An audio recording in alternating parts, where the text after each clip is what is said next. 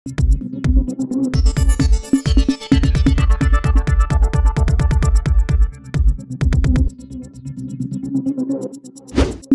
News Maharashtra बातमीचे वास्तववादी विश्लेषण. नमस्कार. टुडे न्यूज महाराष्ट्रामध्ये आपलं स्वागत आहे. मी सध्या आहे सोलापूर या ठिकाणी. तर आपले हवामानचे अभ्यासक पंजाबराव ढग साहेब आपल्याकडे सोबत आहेत. त्यांच्यासोबत आपण संवाद साधणार आहोत की हवामानाविषयी काय नेमकं महाराष्ट्रामध्ये पाऊस कधी पडेल आणि काय नाही ह्या विषयावर आपण चर्चा करणार आहोत. साहेब काय सांगाल आपल्या महाराष्ट्रामध्ये पाऊस कधी पडेल आणि कशा पद्धतीने पडेल?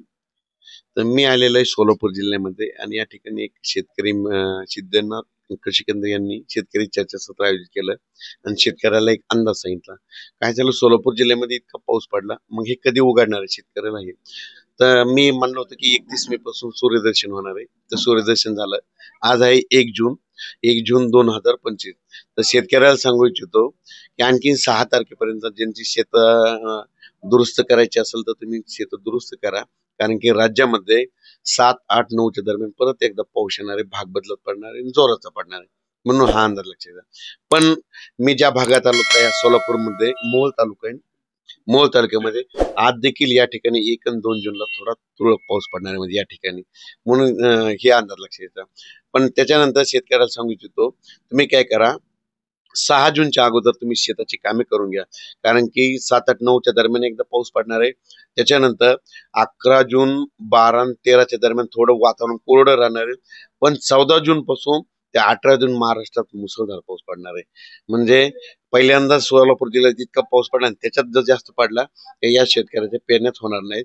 म्हणून त्यांना या ठिकाणी येऊन धीर द्यायला की तुम्ही काय करा, शेतीची कामे जसं होईल तसे आटवा आणि त्याच्यानंतर जिथे जिथं पाणी साचलेलं आहे ते शेत आधी पेरून घ्या, नंतर तुमची पेरणी होणार नाही असं त्यांना सांगितलं. साधारण तारीख काय असेल पेरणी करण्यासाठी? संपूर्ण महाराष्ट्राची पेरणी मी 1 जानेवारी पासून सांगत असतो की जूनच्या शेवटच्या आठवड्यात माझ्या महाराष्ट्राचे सगळे शेतकरी सोयाबीन पेरायला दिसतील, हरभरा पेरायला, आपलं मूग पेरायला दिसतील, उडीद पेरायला दिसतील. म्हणजे जूनच्या शेवटच्या आठवड्यात महाराष्ट्रातला कोणताही शेतकरी या पेरणीपासून वंचित राहणार नाही. संपूर्ण महाराष्ट्रभर पाऊस पडलेला आहे, ओल खूप आहे. आता फक्त शेतकरी काय करायचे, शेत दुरुस्त करायची, वापसाव होणं आणि शेत तयार करणं आणि पेरणीची तयारीचे लागलेले आहेत. आज प्रत्येक धान्यामध्ये आपलं केमिकल युक्त होत आहे, तरी आपण त्या विषयावर काय सांगाल? प्रत्येक जणाला सेंद्रियकडे वळावं लागणार आहे, म्हणजे सेंद्रिय शेती करण्याची गरज आहे. मग त्यासाठी शेतकऱ्यांनी तुमचं मार्गदर्शन काय सांगाल? पण सेंद्रिय शेती करण्यासाठी तुम्हाला सांगतो, परत मध्ये हे सगळ्या म्हणजे शेणखताकडे जावं लागतं, ढोरीचा पाळावं लागते. मग त्याच्यानंतर त्याच्यामुळे जमिनीतला सेंद्रिय कर्ब वाढणार आणि त्या सेंद्रिय कर्बातून सेंद्रिय उत्पादन वाढणार. पण तुम्हाला एक माहिती असं सांगतो, सेंद्रिय शेतीवर अभ्यास करत असताना सेंद्रिय शेती करायची असेल तर तुम्हाला 10 वर्ष जमीन पडीत ठेवावं लागणार आहे. किती वर्षे? 10 वर्षे. 10 वर्षे ठेवायच्या नंतर 11व्या वर्षी 25% तुमची सेंद्रिय शेती होईल, 12व्या वर्षी 50% होईल, 13व्या वर्षी 75 होईल आणि 14व्या वर्षी 100% सेंद्रिय होईल. 14 असं जर करीत असले तर रामायणामध्ये सुद्धा 12 वर्ष वनवास करायला आपली पिढी संपून जाईल. म्हणून सगळ्याला सेंद्रिय शेती करणे शक्य नाही.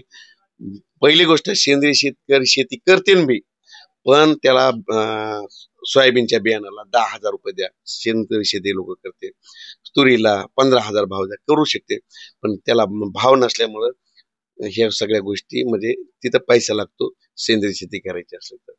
तुम्हाला आणखीन एक उदाहरण सांगतो. पाण्याची बॉटल आहे, तुम्ही कुठं फिरायला गेले, दुकानात पाण्याची बॉटल घेतली, लगेच त्याला 10 रुपये देतात का नाही? त्याचा मोबदला लगेच त्यांना द्यायला. आणि आम्ही शेतकरी म्हणजे ही शेती करत असताना आम्ही इतकं उत्पन्न जगवायलो, सगळ्या गोष्टी करायला, आणि आमच्यात नेमक्या जे अन्नधान्य त्यालाच भाव नाही, मग कसं शक्य आहे? आमच्या मुलाबाळाचं कसं त्याचं जीवन तारणं? जे सध्या आज प्रत्येक ठिकाणी जीएसटी लागलाय, पण शेतकऱ्यांना जीएसटी लागू नये त्यासाठी आपण तुम्ही काय सांगा? एकाच नाही, हे सगळं राजकारणाच्या खेळी असतात सगळ्या गोष्टी, म्हणजे सगळं केंद्राचं याच्यावर खतावर जीएसटी माफ व्हायला पाहिजे. खूप काय होतं, इलेक्शन आलं की सगळे म्हणतात माफ करा माफ करा, कोणी काही करत नाही शेतकऱ्यासाठी. जसे तसे तेच पाडे चालू आहेत, म्हणून काही होत नाही. पण त्या विषयावर तुम्ही काय सांगाल, म्हणजे सरकारने काय केलं पाहिजे? सरकारनं म्हणजे सांगणाऱ्या बऱ्याच सगळ्या शेतकरी संघटना खूप काही अशा संघटना आहेत, पण सरकारचं कोणी म्हणजे ह्या लोकांचं कोणी ऐकत नाही, म्हणून हे काही होणं शक्य नाही. ठीक आहे, थँक्यू. तरी तरी आपण पूर्ण सोलापूर जिल्ह्यामधल्या शेतकऱ्यांना एवढं सांगण्यात येईल की 6 तारखेच्या आत आपण जोपर्यंत पाणी जो कोरडा आहे तोपर्यंत आपण काम करून घ्यावं एवढं सांगू इच्छितो. नमस्कार, मी महेश सुर्वे, पार्श्व जेनेटिक्स इंडिया लिमिटेड या कंपनीचा प्रतिनिधी आहे. तर आपण या एरियामध्ये तानाची ही मक्का, आपला सोलापूर जिल्हा पूर्ण आहे तो बऱ्यापैकी आहे. इथं मक्का, ऊस, द्राक्ष अशी पिकं आहेत.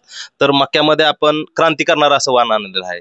शेतकऱ्यांना 40-45 पेक्षा जास्त उत्पन्न देणारं हे वाण आणलेलं आहे. तानाजी आहे, त्याचं 110 दिवसात साधारण हे आपली काढणी होऊन जाईल.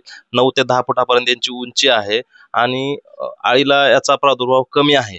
कणसाची जे दाणे आहेत साधारण 45 ते 50 असे उंच दाणे आहेत आणि 18 ते 20 लाईन या कणसामध्ये भरतील.